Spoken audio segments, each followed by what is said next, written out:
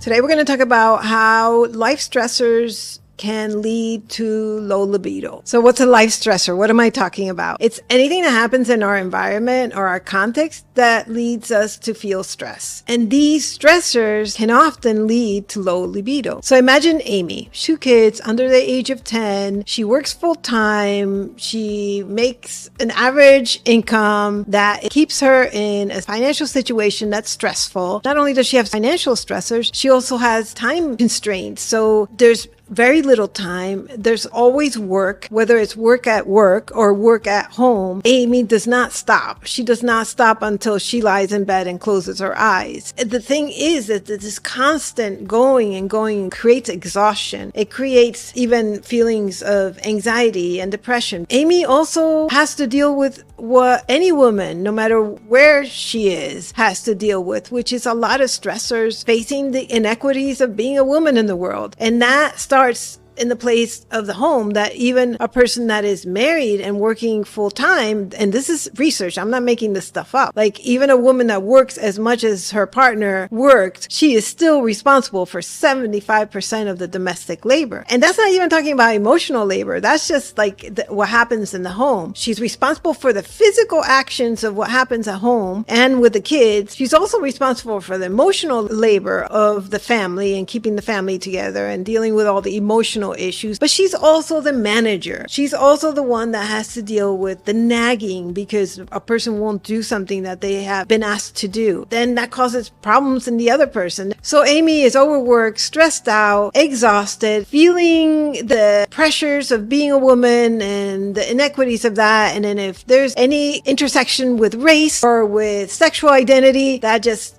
fills the cup with more ways that we experience violence in the world. And believe it or not, oppression and sexism or classism or racism, things that are stressors. Those are stressors in our life. When we feel oppressed or treated unfairly or punished in severe ways because of who we are innately, that's probably one of the biggest stressors, I would think. I mean, that's pretty high up there. When we think about sexual desire and being influenced by these environmental stressors, we really have to take a good look at this whole, social, economic, political context in which we live. And not only do we have all these stressors, Amy has all these stressors, but then there's nothing to offset it. So let's say a woman that doesn't have to work, she's a stay-at-home mom, she doesn't have to worry about finances, and she even has somebody to help her with the house, and she has her family around that can babysit so that they can go out and have a good time. She may feel even less stress than Amy because she doesn't have the financial worries or she doesn't have the exhaustion, but she also feels the same stress, for example, of being a woman, but it's off. I shouldn't say offset because nothing offsets that stuff, but at least she's not pulled down even more by more stressors in her life. So I went over the first number one stressor, which is the inequities that happen. The gender roles are taken on and what that means for women in general. They're just too tired, too stressed, and taking on too much, which really affects the way that they show up sexually. So there's that there, and it's bigger than us. So it's a hard thing to address, but at least if we can become aware of it, we can be strategic as to how we engage in that world. Work-related stress is another huge one for everybody. But again, the ones with responsive desire will be affected by the stress at work. The ones with spontaneous desire will not. So the problem with the work stress is that not only do we have to work because we have to make a living, we have to work in a particular way. The ideology that is significant to the American population and other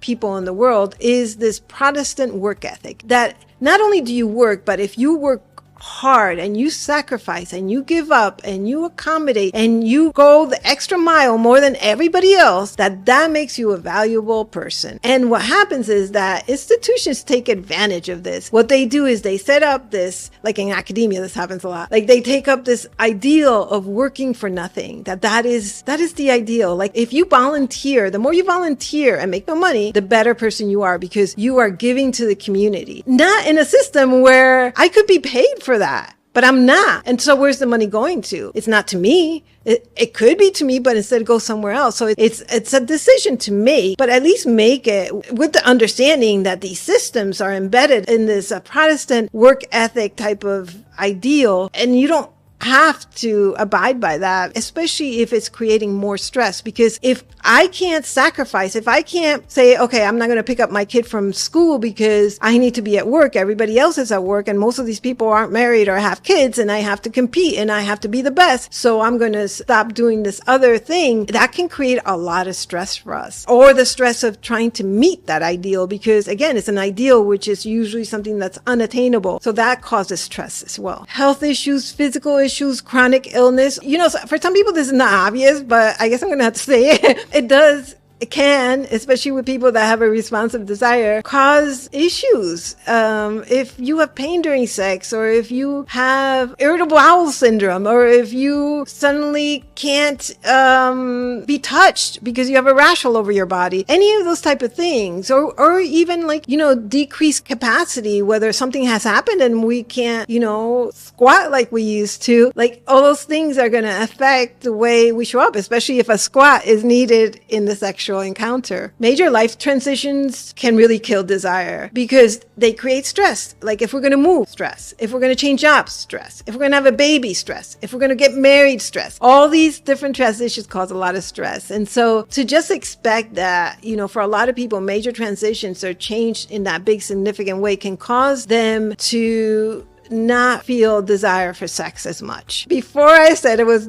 the inequities in gender was like the big one, but parenthood, man, parenthood has got to be up there, either tie or second place. Parenthood is difficult, and it's difficult in a way that creates non-desire for sex. It's difficult because you're tired. It's difficult because you're not getting any sleep. It's difficult because you have to give up every single hour of your existence to this new person. It's difficult because you're not sure of what you're doing. Your identity is changing. And so in all of that, you have issues with your physical body. On top of that, you're in this partnership with someone that's maybe not even having the same experience as you, or having different expectations about it. And so right away, there's some distance there. Like, oh, you don't understand this, or you're not being kind, or, hey, you're not letting me in. You're isolating yourself. So all these things. And on top of that, you can't spend any time together because there is no time. And if there is time, we want to sleep. All that starts to kind of pick away at the relationship. And the more stress about what's happening and the more distance, the less desire there's going to be, which then just creates conflict, because there's one person, usually the person that wants to have sex, that feels really rejected and really abandoned and misunderstood. So the parenthood piece is super hard. I tell my clients, you just have to survive. You definitely just have to survive. It's only maybe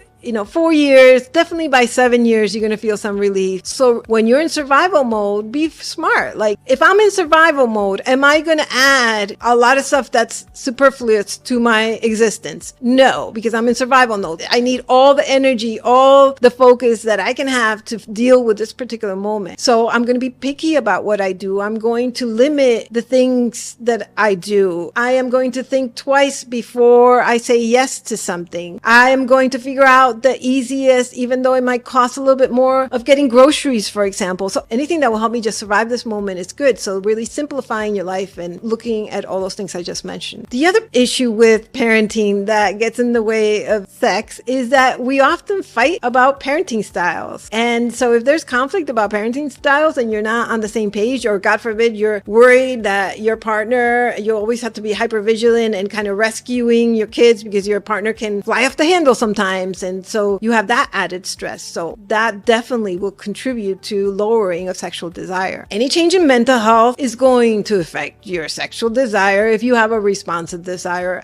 And I even think if you have a spontaneous desire. Going through major depression is pretty severe. I don't think you can just bypass that easily. And for a lot of people, feeling depressed means you have no motivation, and that includes motivation to have sex. So that one is probably a big one for people, whether it's depression or anxiety or some sort of addiction or some dissociative disorder. And, changes in mental health will not only change how you feel and your outlook on life, it also creates stress because there's some shame involved in it. If we're suddenly going through a depressive episode, we're not going to think, oh, you're doing good, you're doing good. We're going to think you're doing bad. And there's some shame in that, which is part of the whole cycle of depression too, or any sort of mental health. So the shame there can really restrict you from wanting to get close to somebody. So the shame of having this change in mental health, in addition to the stressors of having this thing, they compound on each other. I'm going to talk about aging because a lot of people will say as you get older,